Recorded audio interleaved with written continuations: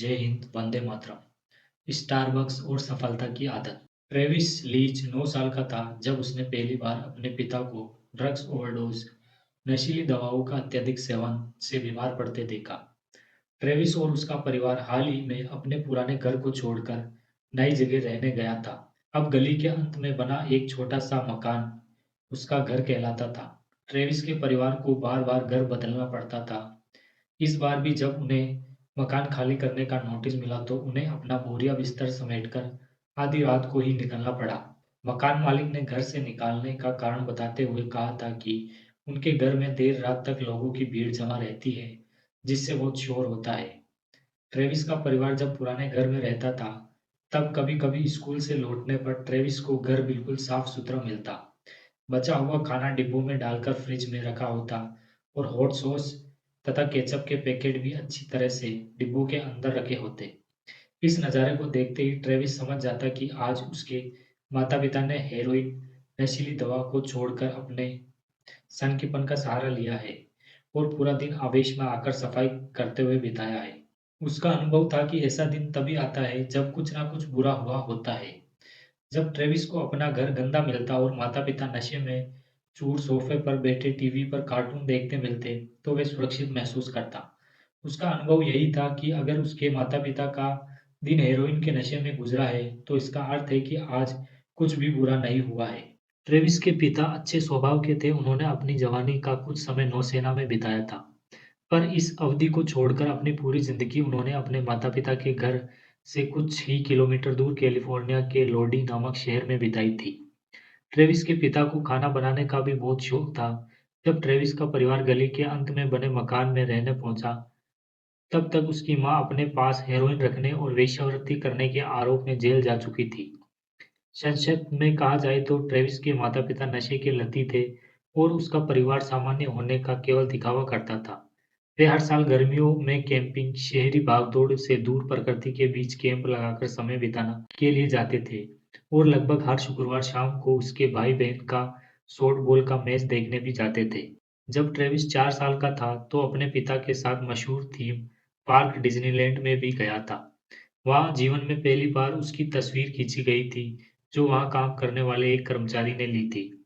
हालाँकि उनके परिवार के पास एक कैमरा था, पर उसे सालों पहले ही कुछ पैसों के लिए एक दुकान में बेच दिया गया था। वे हर रात सोने के लिए सामने वाले कमरे में बिस्तर बिछाते थे। जिस दिन ट्रेविस के पिता ड्रग्स ओवरडोज से बीमार हुए थे, उस दिन सुबह ट्रेविस अपने भाई के साथ बिस्तर पर ही खेल रहा था।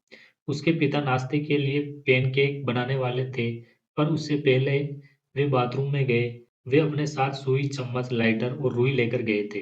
कुछ मिनटों बाद वे बाहर आए, अंडे निकालने के लिए फ्रिज खोला और जमीन पर गिर पड़े। गिरने की आवाज़ से जब बच्चे किचन में आए तो उनके पिता जमीन पर पड़े काँप रहे थे और उनका चेहरा नीला पड़ गया था। ट्रेविस का बड़ा भाई ऐसी स्थितियाँ पहले भी देख चुका था, इसलिए उसने तुरंत अपने पिता को एक तरफ खींचा और ट्रेविस की बहन ने उनका मुँह खोल दिया ताकि कहीं बेहोशी में ज़बान गले के पिछले हिस्से में फँसने से उनके पिता का दम ना घुट जाए। इसके बाद उन्होंने ट्रेविस को फ़ौरन पड़ोसी के फ़ोन से 911 आपातकालीन नंबर पर कॉल करके सहायता माँगने के लिए भेज दिया। मेरा नाम ट्रेविस है, मैं नहीं जानता क्या हुआ लेकिन मेरे पिता ज़मीन पर बेहोश पड़े हैं और उनकी सांसें बंद हो रही हैं। ट्रेविस ने फ़ोन पर पुलिस ऑपरेटर से झूठ बोल दिया। 9 साल की छोटी-सी उम्र में भी ट्रेविस को पता था कि उसके पिता की बेहोशी का कारण क्या है, लेकिन वे अपने पड़ोसी के सामने सच बोलना नहीं चाहता था। दरअसल करीब 3 वर्ष पहले उनके तलघर में उसके पिता के एक पुराने मित्र की ड्रग्स ओवरडोज़ से मौत हो गई थी। उसकी लाश ले जाने में जब ट्रेविस और उसकी बहन चिकित्सा सहायकों की मदद कर रहे थे, तो पड़ोसी अपने-अपने घरों से झाँक कर देख रहे थे। एक पड़ोसी का भतीजा ट्रेविस के स्कूल में पढ़ता था, इसलिए ये बात जल्द ही पूरे स्कूल में फैल गई थी। फ़ोन रखने के बाद ट्रेविस गली के दूसरे छोर पर जाकर एम्बुलेंस का इंतज़ार करने लगा। आखिरकार एम्बुलेंस आई और उसके पिता को अस्पताल ले गई। वह सुबह का समय था, फिर दोपहर होते-होते उसके पिता होश में आ गए और उन्हें अपनी इस हरकत के लिए पुलिस स्टेशन में जुर्माना देना पड़ा। रात होते-होते वे घर वापस पहुँच गए और उस रात उन सभी ने डिनर में स्पेगेटी खाई। इसके कुछ सप्ताह बाद ट्रेविस का 10वां जन्मदिन आने वाला था। 16 वर्ष की उम्र में ट्रेविस ने स्कूल छोड़ दिया। उसने बताया कि लोग मुझे फेगट, समलैंगिक पुरुषों के लिए एक अपमानजनक शब्द से बुलाते थे। घर लौटते समय मेरे ऊपर तरह-तरह की चीज़ें फेंकते थे। मैं इन सब चीज़ों से परेशान हो चुका था। इससे बेहतर तो ये था कि मैं स्कूल छोड़ दूँ और कहीं और चला जाऊँ। स्कूल छोड़ने के बाद ट्रेविस अपने घर से करीब 2 घंटे की दूरी पर स्थित शेयर फ्रेनो चला गया। वहाँ उसे गाड़ियाँ साफ करने की नौकरी मिल गई, लेकिन जल्द ही उसे वहाँ से निकाल दिया गया। उसे मैकडॉनल्ड और हॉलीवुड वीडियो में भी नौकरी मिली, लेकिन जब ग्राहक उसके साथ अभद्र भाषा का प्रयोग करते या गाली-गलौज करते, तो ट्रेविस अपना आपा खो देता। निकल जाओ यहाँ से, ट्रेविस ने गुस्से में आकर एक औरत से चीखते हुए कहा और फिर उसकी कार पर चिकन नगेट्स फेंकने लगा। आखिरकार उसके मैनेजर को दखल देना पड़ा और वह ट्रेविस को खींचकर वापस अंदर ले आया। कभी-कभी तो वह इतना नाराज़ हो जाता कि अपने काम की शिफ्ट के बीच में ही रोने लग जाता। वह अक्सर देरी से आता और कई बार बिना कारण छुट्टियाँ लेता। सुबह के समय वह आईने के सामने खड़ा होकर अपने आप पर चिल्लाता, खुद को ही अच्छी तरह काम करने व अपना आपा न खोने की नसीहत देता। लेकिन इसके बावजूद वह लोगों के साथ घुल-मिल नहीं पाता था। न ही उससे खुद की समीक्षा करने या अपमान सहने की ताकत थी। जब उसके सामने ग्राहकों की लंबी लाइन लग जाती और उसका मैनेजर उस पर चिल्लाने लगता, तो अचानक ट्रेविस के हाथ काँपने लगते और उसे सांस लेने में दिक्कत होने लगती। जब ऐसा कुछ होता तो वह सोच में पड़ जाता कि जब उसके माता-पिता ने ड्रग्स लेना शुरू किया था, तो क्या वे भी इसी तरह जीवन से हारा हुआ महसूस करते थे?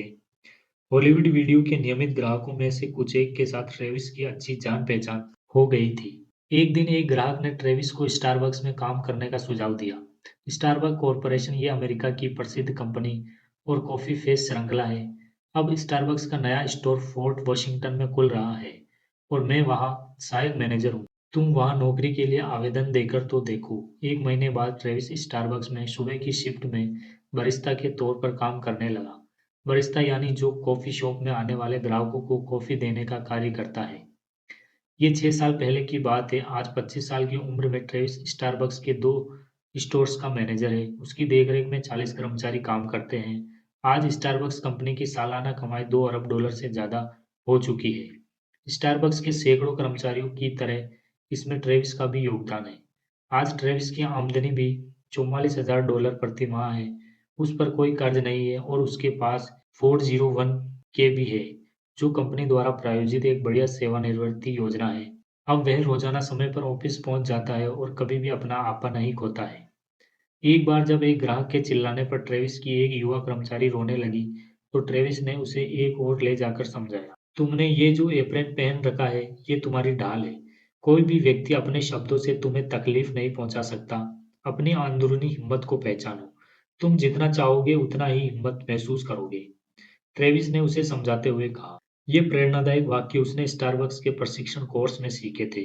ये प्रशिक्षण कोर्स स्टारबक्स में नौकरी के पहले दिन ही शुरू हो जाता है और कार्यकाल के दौरान भी चलता रहता है।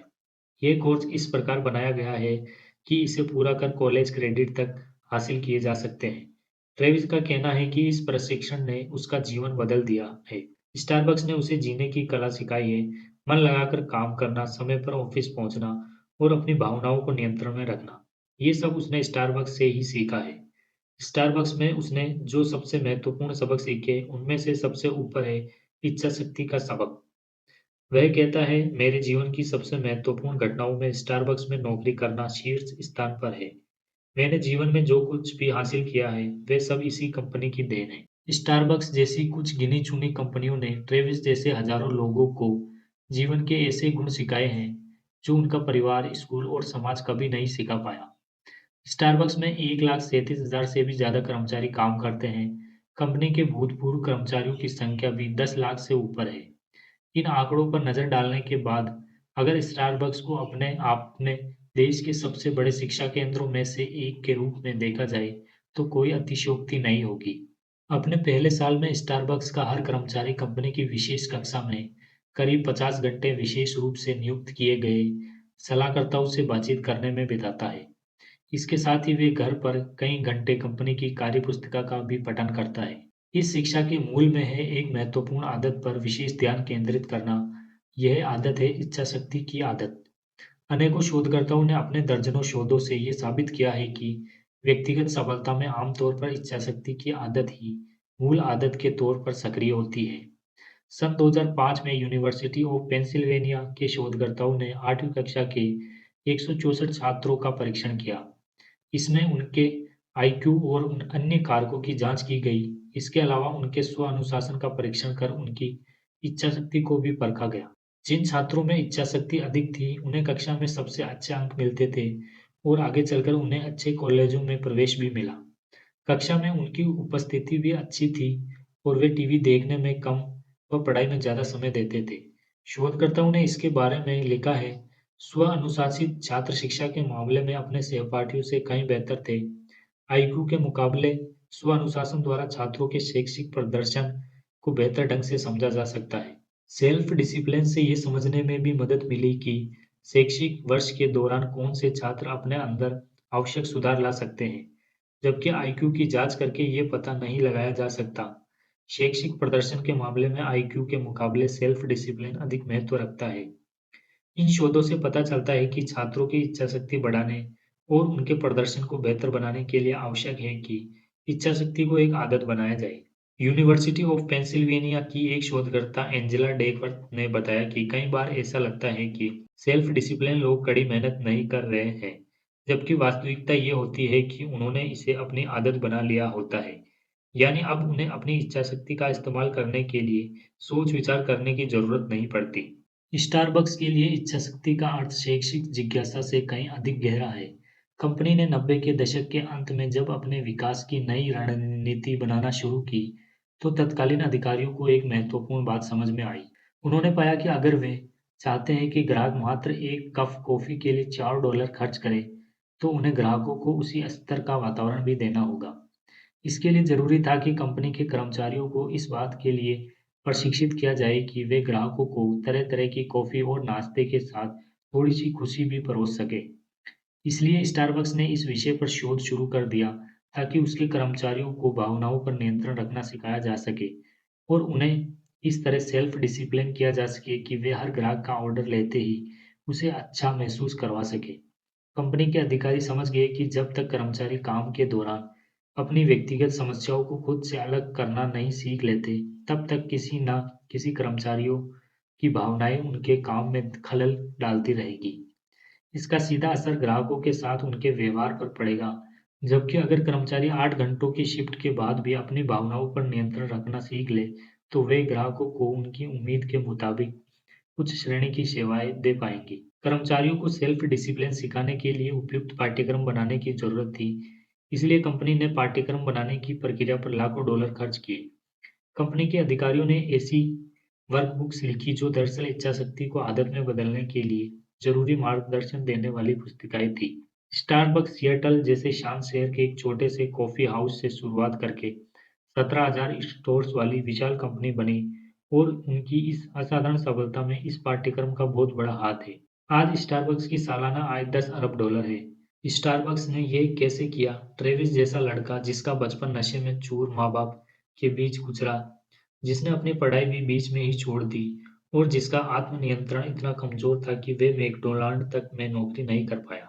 ऐसे लड़के को स्टारबक्स ने ऐसी शिक्षा दी कि अब वे दर्जनों कर्मचारियों को और हर महीने हज़ारों डॉलर की आय का हिसाब रखता है। ये कैसे संभव हुआ? आखिर ट्रेविस ने स्टारबक्स में ऐसा क्या सीखा? केस वेस्टर्न रिजर्व यूनिवर्सिटी के एक कमरे में एक महत्वपूर्ण प्रयोग किया जा रहा था। जिन लोगों ने भी वह प्रयोग देखा, वे एक चीज को लेकर एक मत थे कि कमरे में रखी कुकीज की सुगंध बहुत अच्छी है। ये कुकीज कुछ ही समय पहले गर्मा-गर्म ओवन में से निकली थी और उनमें से पिघले हुए चॉकलेट चिप्स बहते हुए बाहर निकल रहे थे। कुकीज के बगल में ही दूसरी मेज पर एक कटोरा भरकर मूली रखी हुई थी। दिन भर में अनेकों भूखे छात्र उस कमरे में आकर उन मेजों के सामने बैठ चुके थे। उन्होंने अनजाने में ही इच्छाशक्ति जांचने के इस प्रयोग के शोधकर्ताओं को एक महत्वपूर्ण जानकारी दे दी थी, जिससे ये सामने आया कि दुनिया में सेल्फ डिसिप्लिन कैसे काम करता है। उस समय इच्छाशक्ति को लेकर ज़्यादा शोध नहीं हुए थे। मनोविज्ञानी ऐसी चीज़ों को सेल्फ डिसिप्लिन का हिस्सा मानते थे, पर इस विषय के प्रति लोगों में बहुत जिज्ञासा नहीं थी। 1960 के दशक में स्टैनफोर्ड यूनिवर्सिटी के वैज्ञानिकों ने 4 साल की उम्र वाले बच्चों की इच्छाशक्ति परखने का एक प्रसिद्ध प्रयोग किया था। बच्चों को कमरों में लाकर उनके सामने तरह-तरह की मिठाइयाँ रखी गई और उनसे कहा गया कि अगर वे मिठाई तुरंत खाना चाहते हैं, तो उन्हें केवल 1 टुकड़ा मिलेगा, लेकिन अगर वे कुछ मिनट इंतज़ार करें तो उन्हें 2 टुकड़े दिए जाएँगे। ये कहकर वैज्ञानिक कमरे से निकल गए। कुछ बच्चों ने जैसे ही देखा कि अब कमरे में कोई बड़ी उम्र का व्यक्ति मौजूद नहीं है, वे स्वयं को रोक नहीं सके और तुरंत मिठाई खा ली। लेकिन उनमें से 30 बच्चे ऐसे थे जिन्होंने खुद को रोक कर रखा और मिठाई को हाथ भी नहीं लगाया। 15 मिनट बाद वैज्ञानिकों के लौटने पर इन बच्चों को मिठाई के दो-दो टुकड़े खाने को मिले। वैज्ञानिकों ने कमरे से बाहर निकलने के बाद वहां लगे एक विशेष दो-तरफ़ा आईने से बच्चों पर निगरानी रखी थी, जिससे वे जान चुके थे कि जिन बच्चों ने अपनी इच्छा पर नियंत्रण रखा, उन्हें मिठाई के 2 टुकड़े मिलने चाहिए। इस प्रयोग के कई वर्षों बाद उन वैज्ञानिकों ने उन बच्चों के बारे में अनेकों जानकारियाँ प्राप्त की। जब तक वे सारे बच्चे उच्च महाविद्यालयों में पढ़ने लगे थे, वैज्ञानिकों ने उन बच्चों के स्कूल के ग्रेड्स, एसएटी, अमेरिकी कॉलेजों में एडमिशन के लिए होने वाला एक टेस्ट, स्कोर, मित्रता निभाने की क्षमता, समस्याओं का सामना करने की क्षमता आदि के बारे में पता किया। उन्होंने पाया कि वर्षों पहले जिन बच्चों ने अपनी इच्छाओं को नियंत्रित करते हुए मिठाई को हाथ नहीं लगाया था, उन्हें सबसे अच्छे ग्रेड्स मिले और उनका एसएटी स्कोर भी 210 पॉइंट से अधिक रहा। यह आंकड़ा उन बच्चों के मुकाबले कहीं ज़्यादा था, जो अपनी इच्छाओं पर नियंत्रण नहीं रख पाए थे। आत्म-नियंत्रण में सफल रहे वे 30 बच्चे अपेक्षाकृत अधिक प्रसिद्ध थे और ड्रग्स या अन्य नशीली दवाओं से बिल्कुल दूर थे। वैज्ञानिकों ने पाया कि नर्सरी में पढ़ने वाले जो बच्चे मिठाई की लालसा जैसी छोटी-छोटी चीज़ों को काबू कर सकते हैं, उनके लिए किशोरावस्था में कक्षा में समय पर पहुँचना, पढ़ाई पर अधिक ध्यान देना, अच्छे मित्र बनाना, सबके बीच स्वीकृति हासिल करने के लिए साथियों के दबाव में आना आसान होता है। मिठाई खाने की लालसा को नियंत्रित करने वाले बच्चों में सेल्फ डिसिप्लिन के ऐसे गुण थे, जिनका उपयोग वे जीवन भर करते रहे। अब वैज्ञानिक इस विषय से संबंधित नए प्रयोग करने लगे। वे जानना चाहते थे कि सेल्फ डिसिप्लिन के गुणों को कैसे विकसित किया जा सकता है। इन प्रयोगों में उन्होंने पाया कि बच्चों को आत्म-नियंत्रण सिखाने का एक सफल तरीका ये सिखाना है कि वे मिठाई नज़र आने पर भी अपना ध्यान बँटा सकें, यानी अपनी इच्छाओं पर नियंत्रण रख सकें। इसके लिए वे कोई चित्र बनाकर अपना ध्यान दूसरी ओर केंद्रित कर सकते हैं या फिर ऐसा कोई और काम कर सकते हैं। इसके अलावा अगर वे मिठाई नज़र आने पर उसके इर्द-गिर्द तस्वीर की एक फ्रेम होने की कल्पना करें, जिससे उन्हें मिठाई असली ना लगकर किसी तस्वीर जैसी लगे, तब भी वे आत्म-नियंत्रण सीख सकते हैं। 1980 के दशक तक इस मसले पर एक नया मत सामने आने लगा, जो अधिकतर लोगों को मंजूर था। इच्छाशक्ति एक ऐसा गुण है जिसे सिखाया जा सकता है, ठीक वैसे ही जैसे किसी इंसान को गणित सिखाई जाती है या दूसरों को धन्यवाद कहना सिखाया जाता है। हालाँकि इसके बावजूद इस विषय पर शोध करने के लिए ज़्यादा धन नहीं मिलता था।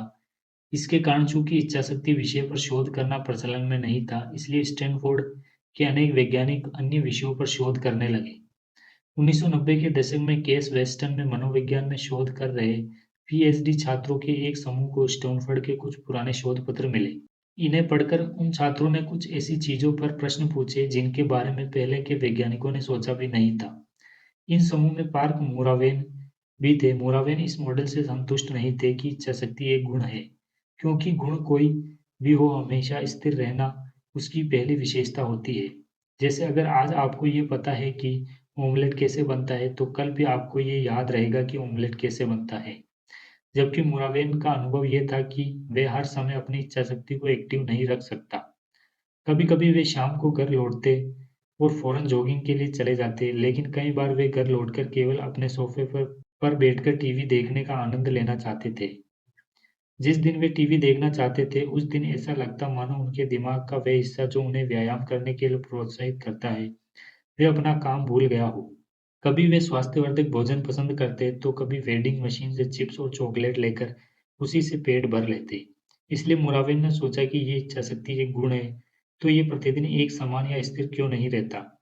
उन्हें आकांक्षा हुई कि शायद पहले के वैज्ञानिक इच्छाशक्ति के बारे में सब कुछ पता नहीं लगा पाए थे, पर इस बात का परीक्षण प्रयोगशाला में कैसे किया जाए। आखिरकार मोरावेन ने अपनी दुविधा का हल निकाल लिया। उन्होंने प्रयोगशाला में 2 मेज रखे।